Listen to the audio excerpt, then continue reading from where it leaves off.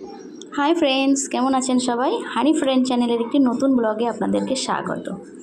তো আমি কিছু গোবিন্দভোগ চাল নিয়ে নিয়েছি আর একটু কাজু কিশমিশ ভেজানো, আর গরুর দুধটা পাইনি, ওই জন্য একটু গরম জল করে আমুল স্প্রে দুধ গুলে নিয়েছি। তাহলে বুঝতেই পারছেন আমি আজকে পায়েস বানাচ্ছি। তো চালটাকে একটু গরম জলে একটু হালকা ফুটিয়ে নেব, নিয়ে দুধটাকে ঢেলে দেবো। আর এদিকে দেখুন আমার ননদ এদিকে মাংসগুলো ভেজে নিচ্ছে, বাড়িতে আজকে বিরিয়ানি বানানো হবে। তো আজকে আমার ননদের ছেলে মানে আমার ভাগনার জন্মদিন, তো সেটাই একটু ছোট করে আমরা বাড়িতে সেলিব্রেশন করব। আর এখানে দেখুন ওর পছন্দ মতো একটু রসগোল্লা আর কমলাভোগ খেতে ভালোবাসে, তাই ওর জন্য একটু কমলাভোগ নিয়ে আসা হয়েছিল, এবং ওর জন্য একানার সঙ্গে আমরাও মোটামুটি একটু খাবো। আর দেখুন ওর মাংস ভাজাটাকে হয়েও গেছে, ও এখন মাংসটা কষে নিচ্ছে। আর বিরিয়ানির জন্য সাইজটাও ঠিক ছিল। আর আমাদের রাঁধুনিটাকে একটু আজকে দেখিয়ে দিই, ও ওদিকে বিরিয়ানিটা বানাচ্ছে আর আমি এদিকে গ্যাসে পায়েসটাকে বানাচ্ছি। তো পায়েসের উপকরণের জন্য একটু আমুল স্প্রে দুধ ব্যবহার করেছি, একটু এলাচ, তেজপাতা আর মিষ্টির জন্য বাতাসা দিয়ে নিচ্ছি। এগুলোকে আমি এবারে পায়েসের মধ্যে দিয়ে দেব। তো দেখুন কিছুক্ষণ পরে ওগুলোকে দেওয়ার পরে আমি ফিরে এসেছি, দেখুন পায়েসটা এরকম ফুটছে। তো এটাকে আর একটু হলেই নামিয়ে নেব, মোটামুটি হয়ে এসছে। তো দেখুন পায়েসটাকে আমি নামিয়ে নিলাম, দেখতে বেশ এরকম লাগছে। আর পায়েসটাকে মিষ্টির জন্য আমি বার্থডে বয়কে প্রথমেই একটু টেস্ট করিয়ে নিয়েছিলাম, যে দেখো কেমন টেস্টটা হয়েছে, মিষ্টিটা ঠিক আছে কি না। তাহলে চলুন রান্নাঘরে চলে যাওয়া যাক। আর এদিকে দেখুন আমার ননদের মাংসটা কষা হয়ে গেছে, জল ঢেলে দিয়ে একটা হাঁড়ির মধ্যে দিয়ে দিয়েছি। আর এখানে কিছু বিরিয়ানির চালও ভেজানো আছে। আর ঘরেতেই আজকে আমরা হোমমেড কেক বানাবো, তার জন্যেই একটু কিছু হ্যাপি বিস্কুট নিয়ে নেওয়া হয়েছে 6 প্যাকেট মতো। তো বিস্কিটগুলোকে গুঁড়িয়ে নিতে হবে। আর এই কেকটা কিন্তু আমার ননদই বানাবে, আমি ওর সাথে সাথে একটু দেখবো ও কীভাবে বানাচ্ছে। আর এখানে একটু ও আমুল স্প্রে দুধও গুলে নিয়েছে। তো এমন সময় ইলেকট্রিক ছিল না, তো তার জন্য দেখুন আমার শাশুড়ি বিস্কুটটাকে গুঁড়ো করছে নোড়া দিয়ে। তো কিছুটা গুঁড়ো হয়ে যাওয়ার পরেই ননদ বললো আর করতে হবে না, এবারে দিয়ে দাও ওটাকেই। ও এবারে একটু দুধ ঢেলে দিয়ে ওটাকেই ও মানে একটা ব্যাটার মতো বানিয়ে নেবে। তো আমিও দেখছিলাম ওর সাথে সাথে কীভাবে বানাচ্ছে। আর ওর সাথে একটু ফুলে ওঠার জন্য একটু ইনো ব্যবহার করছে দেখলাম। ইনোটা কিন্তু একটা প্যাকেটের হাফ দিতে হবে, খুব বেশি দিলে হবে না, হাফ দিলেই হয়ে গেল। ব্যাস ওটাকে ভালো করে ও ম্যারিনেট করে নিচ্ছে।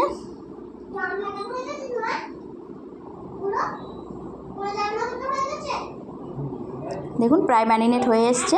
এবারে নিয়ে নিতে হবে এরকম একটা অ্যালুমিনিয়ামের বাটি, তার মধ্যে একটু তেলও মাখিয়ে নিচ্ছে। আর ওপরে একটা কিন্তু সাদা পেপারও ওর ভিতরটাকে ও দিয়ে নিয়ে নেবে, যাতে কেকটাকে লেগে না যায় ওই বাটির মধ্যে।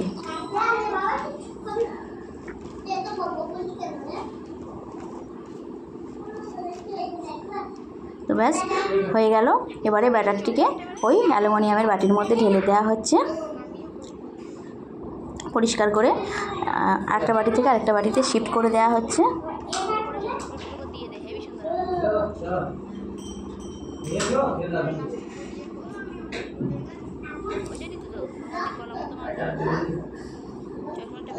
তো মোটামুটি আমাদের কেকের প্রসেস কমপ্লিট হওয়ার পথে। এবারে ওর ওপরে একটু ডেকোরেশনের জন্য একটু চকলেট আমাদের কাছে ছিল, তো সেটাকেই ওর ওপরে দিয়ে দেওয়া হবে। দিয়ে একটা প্রেসার কুকারের মধ্যে কিছু কমা দামি লবণ নিয়ে আসা হয়েছে, তো সেটাকেই ওর মধ্যে দিয়ে দেওয়া হবে, কেননা সাদা বালি তো এখানে পাচ্ছি না। তো লবণ দিয়ে দেওয়া হয়েছিল, কিন্তু এই স্ট্যান্ডটা ওর মধ্যে যাচ্ছিল না, তাই ভাবলাম যে কয়েকটা নোড়ার কুচি আছে সেগুলোকেই ওর ভেতরে বসিয়ে দিয়ে আমরা কেকের বাটিটা ওর ওপরে বসিয়ে দেব। দিয়েই তো দেখুন হয়ে গেছে আমাদের কেকের এটাকে বসানো। এবারে ও ওটাকে ভেপারের জন্য দিয়ে দেবে, বললো যে 5 থেকে 7 মিনিট মতো রেখে দিলেই ওর কেকটা নাকি হয়ে যাবে। তাহলে এদিকে কেকটা তাহলে হতে থাকুক, আমরা চলে যাব এবারে আমাদের ওই কিচেনটাতে, যেখানে আমাদের রান্নাগুলো দুপুরের হয়। এবারে বিরিয়ানির আমরা লেয়ারটাকে দিয়ে নেব।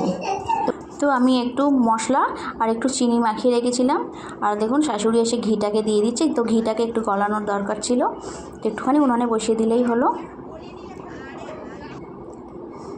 এবারে আমাদের বিরিয়ানির লেয়ারগুলো আস্তে আস্তে দিতে হবে, সঙ্গে একটু ফুড কালার রাখা হয়েছে।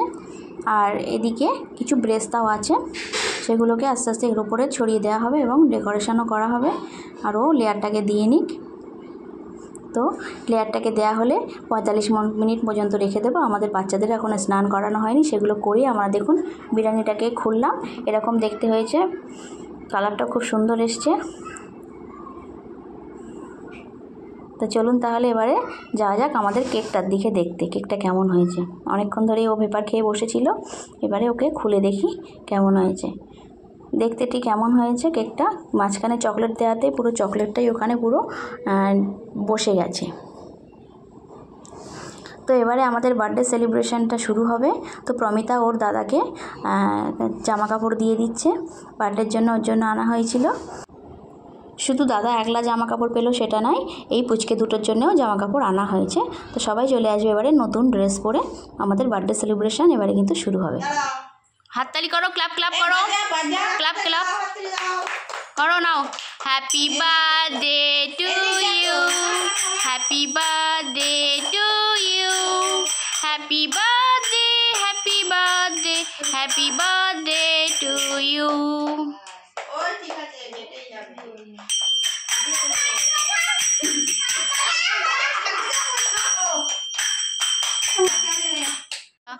একটুখানি হাতে করে নাও,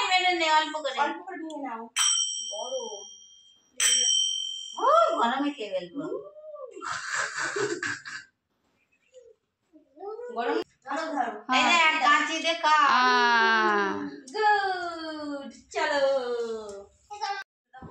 এবারে দেখুন আমরা একে একে সবাই মিলে একটু ওকে আশীর্বাদ করছিলাম।